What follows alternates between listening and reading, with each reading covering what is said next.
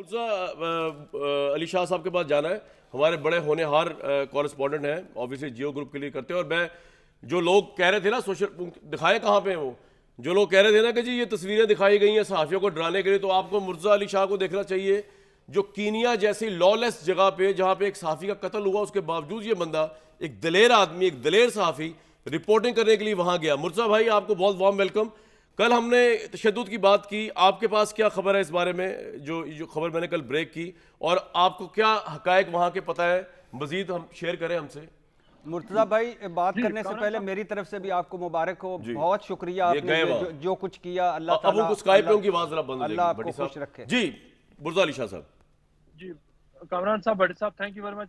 कामरान साहब, मैं आज से तकरीबन 9 दिन पहले मैं गया था नैरोबी, जब उस वक्त कोई भी इंटरनेशनल मीडिया का कोई भी बंदा नहीं गया था। मेरे बाद वहाँ पे बाकी मीडिया के लोग हैं।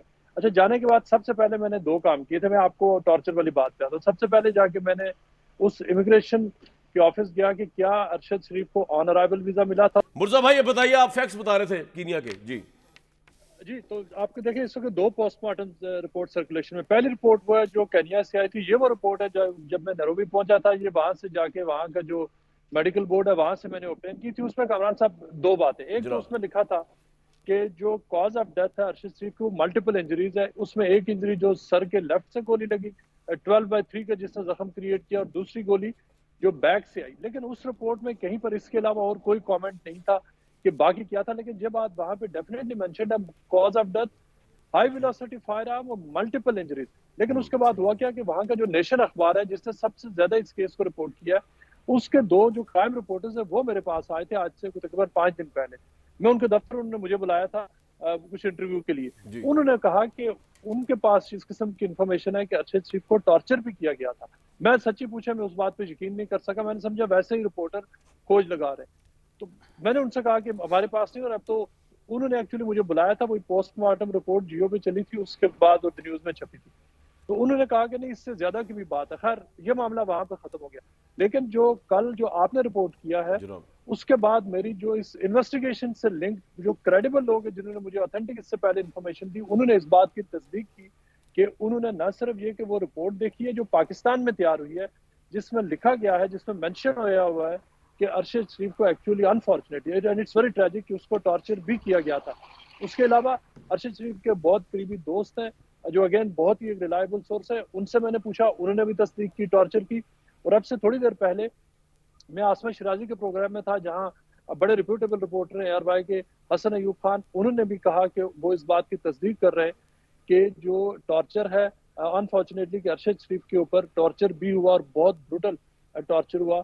और सिर्फ यानी इससे है ये कि ये रिपोर्ट मतलब ऑब्वियसली सबके लिए बहुत बड़ा शौक है जो आपने रिपोर्ट किया। ये कि जितने भी अब तक विटनेसेस और इस केस से क्लोजली लिंक लोग हैं वो तस्दीक कर रहे हैं कि एक्चुअली टॉर्चर हुआ। लिहाजा जरूरी ये है कि वो instead of shooting the messenger, important ये है कि इसकी ट्रांसपेरेंट, और ये पूरी जर्नलिस्ट कम्युनिटी का मुतालबा है कि एक्चुअल इन्वेस्टिगेशन इसकी हो। बिल्कुल बिल्कुल, आई एग्री केनियन विद यू। हुकूमत ये बताएं कि जो खुरम है ये तो फिर उसका गवाह भी हो गया ना, क्योंकि अगर टॉर्चर हुआ अरशद शरीफ पे, जो कि हम भी बता रहे हैं, आप भी तस्दीक कर रहे हैं उसकी, तो वो तो फिर उसको तो कुछ भी नहीं हुआ। और उसने पहले एक झूठा बयान दिया है कीनिया पुलिस के हवाले से कि मिस आइडेंटिटी का केस है। तो फिर वो कहां पर है, उसकी कितनी पावर है कीनिया में, उस पर कोई हाथ नहीं डाल सकता, उसको कोई इन्वेस्टिगेट नहीं कर सकता, उसके किससे लिंक है, कौन है भाई वो? देखिए, खुर्रम और वकार दोनों केनिया में बड़े एफ्लुएंट रिच लोग हैं, उनके बड़े अच्छे यहाँ पे बिजनेस वाला भी हैं।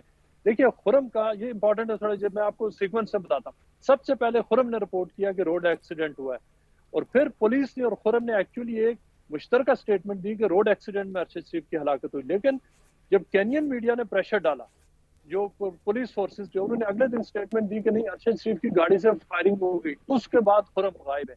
इसलिए कि जो खुर्रम ने जो पुलिस की जो सिमिलर स्टेटमेंट थी उसको डिसऑन तो खुद पुलिस ने कर दिया।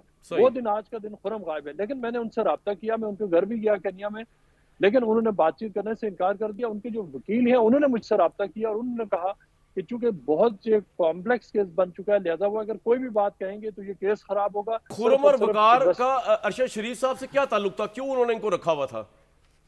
देखिए, जो खुरम ने, मैं आपको बता रहा हूँ, जो एक इन्वेस्टिगेटिव रिपोर्ट आगे आनी है उसमें उनकी स्टेटमेंट है खुरम और वकार की। उन्होंने केनियन पुलिस को बताया और मैंने वो स्टेटमेंट देखी है। उन्होंने ये कहा कि हमने इनको जो अरशद शरीफ को हमने जो स्पॉन्सरशिप लेटर भेजा था वो कराची किंग्स के तारिक वसी उनके कहने पे भेजा था। और वो दुबई में होते हैं, तारक वसी। उन्होंने कहा कि हमें उसके अलावा कोई रीजन नहीं बनते थे कि हम अरशद शरीफ को केन्या में बुलाएं। उन्होंने कहा कि आप, तारक वसी ने, कि आप इनको स्पॉन्सरशिप लेटर भेजे। हमने स्पॉन्सरशिप लेटर भेजा और उनका यहाँ पर, और उनको वहां पे कहा कि इनको आप होस्ट करें, उनको वहां पर रखें।